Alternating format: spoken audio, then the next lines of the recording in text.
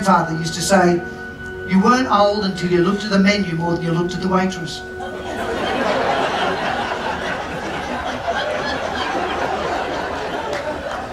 And right up until 80 years of age, a pretty face like yours had turned his head. And my grandmother never seemed to mind. Her attitude was, dogs chase cars, but it doesn't mean they can drive.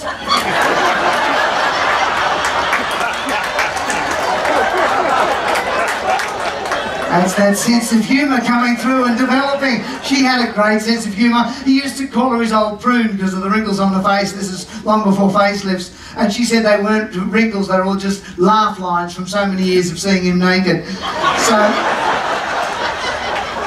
she had a great sense of humour. And in fact, I think that's where I get a little bit of mine from, God bless her. I remember we lost my grandfather, true story, in a shopping centre once when I was about 4 or 5. And of course we had to report him missing, because that's what happens in shopping centres. You lose little people and you lose old people. And we had to report him missing, and when my grandmother was asked for a description, she said he's 6'2", thick black hair, dark brown eyes, and strong masculine features. And even at 4 I looked up, I said, that isn't Granddad. Granddad's short and he doesn't have any hair. She said, exactly, why would you want that back? Now look,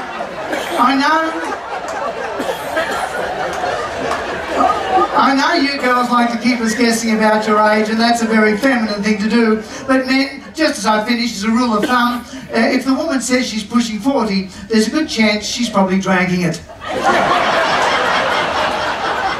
Because women like to take approximately 3 to 5 years off their real age, and those years are never lost. They put them onto the age of the other women around them. You don't have to try and guess the age of a man, of course. You can tell the age of a man from the height he wears his trousers. It's like ring barking on a tree.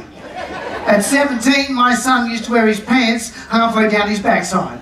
I think he felt it was the male equivalent of a plunging neckline. Now at 50-something, mine are here and I'm happy with that. And yet, I do remember being 4 or 5 and proudly looking up at my grandfather, and he always used to have his pants strapped securely right across his chest. And if it is true the older we get, the higher our pants go, you know, I can't wait to be so old up and walk around with my fly undone just to see where I'm going. Good night, everybody. And thank you all very, very much. Ladies and gentlemen, Scott Williams. Thank you. Thank you, everybody. God bless you. Thank you. There's a bluebird on my shoulder. Bring him back out for a bow, ladies and gentlemen. Let's hear it for him, Scott Williams. I'll be now. Oh, thank you, David. Thank you, David. And Tommy. You do a great job. Thank you, David. Thank you, ladies and gentlemen. Are you doing one more? No, I could, but I'm getting off tomorrow. Well, you were fabulous. How are you two? Hey, we really enjoyed you last night. It was funny, very funny. Well, you've got to laugh, don't you? Oh, it's so important. It's so important. You are just amazing. The fact that it means something and you walk away with something is just fantastic. It's not just one corny joke after another and it's a good time and then you leave and move on. It's you think about it and it's good, isn't it? Yeah, it's good. Thank you for your wonderful shows. Thank you. Makes the cruise so much nicer.